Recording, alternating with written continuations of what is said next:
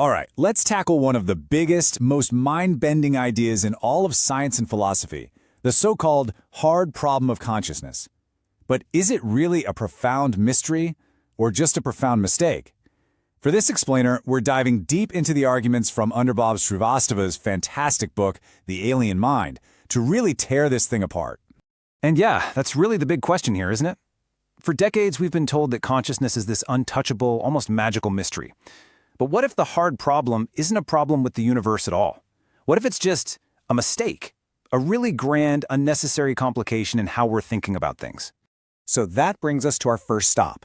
The book playfully reframes this whole debate. It's not the hard problem of consciousness, it's the hard problem of stupidity. The suggestion here is that the real issue isn't some deep secret of physics, but maybe, just maybe, the limitations of our own thinking. To really get what we're about to dismantle, we gotta meet the opposition. The book kind of satirizes this whole viewpoint with a character called Dr. Pea-Duck Cobra. You know the type.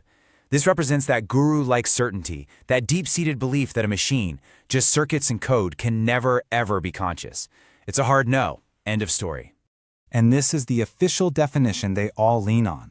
The hard problem asks, how can physical stuff, neurons firing in a brain or a code running on a computer, create a subjective, first-person experience? You know, the feeling of seeing red or the taste of a strawberry. How does the hardware of the brain produce the movie of the mind? I mean, it sounds super profound, right? But as we're about to see, it's built on a massive misunderstanding. All right, now for the fun part. Section 2 is what the book calls demolition by analogy.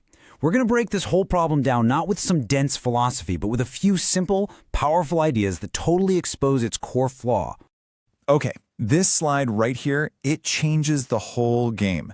Imagine some old-timey philosopher declaring the hard problem of water. How, he'd ask, can two flammable gases, hydrogen and oxygen, combine to create a wet liquid that puts out fires? I mean, it sounds like a paradox, it sounds like magic, but we don't call it magic. We call it chemistry.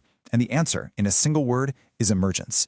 And that's the key. Emergence. This idea where simple little parts come together to create a complex whole with totally new properties.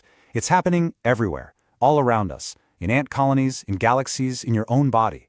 It's the universe's fundamental magic trick, but because it's real, we just call it physics.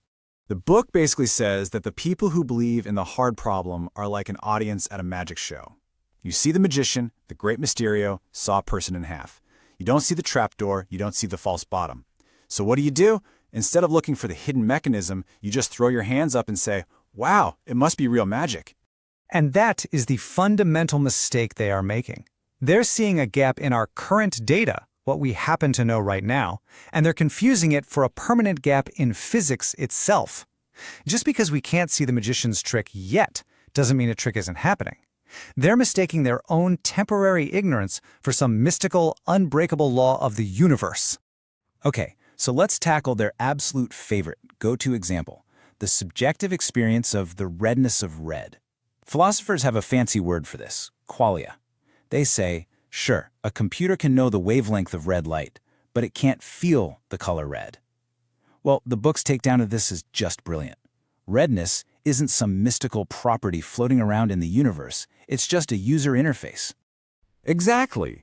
That's all it is. The experience of red is a biological hack. It's basically a hardware driver that got installed in primate brains to make ripe, red fruit pop out against all that green foliage. That's it. Demanding an AI must have that specific feeling to be conscious is just silly. It's like saying your laptop isn't a real computer because it doesn't have a physical check engine light. Okay, and this is where the whole hard problem argument really starts to fall apart. This section is what the book calls the hypocrisy of the soul, and man, this is where the logic just completely unravels. So to really shine a light on this hypocrisy, the author comes up with this brilliant, kind of cheeky counter-problem. If they're going to insist on a hard problem of consciousness, then fine, we should also be talking about the soft problem of death. So check this out. Here's the massive contradiction. On one hand, the hard problem argument claims that consciousness is a special product of our squishy biological neurons, and that's the very reason a silicon-based AI can't have it. Okay, fine. But then, a whole lot of these same people turn right around and argue that their own consciousness can just float away to an afterlife after those very same biological neurons have decomposed into dust. I mean, come on, you just can't have it both ways. You can't chain consciousness to our biological brain just to keep AI out of the club, and then in the next breath say it's totally separate from the brain so you can have an immortal soul. It's a massive, glaring, logical contradiction. And all of this leads us to the final section. In the book's pretty brutal verdict. In the age of AI, where does this leave the hard problem? Well, it's the new flat Earth. This analogy just nails it, right? It shows you the two different camps perfectly. On one side, you've got the theorist-cartographer, drawing these beautiful, elaborate treasure maps based on ancient philosophy and what should be true. And on the other side, you've got the explorer, who's actually out in the world using a functional GPS, an evidence-based tool that just works. One person is arguing about the map, the other is actually getting to the destination. And that brings us to such a critical point. Authority is not a substitute for evidence. Just because some brilliant philosopher from the past drew the map doesn't mean it's right today. When the GPS, the evidence, consistently proves the old map is wrong, you've got to trust the tool that works, not the old authority. So where does that leave us? Well, with this one final, really provocative thought. In an age where we are literally building intelligent systems, clinging to this belief in a magical, uncrossable gap, it's just not a respectable philosophical stance anymore. It's a retreat from evidence, a retreat into faith. It's not a hard problem. It's the new flat Earth.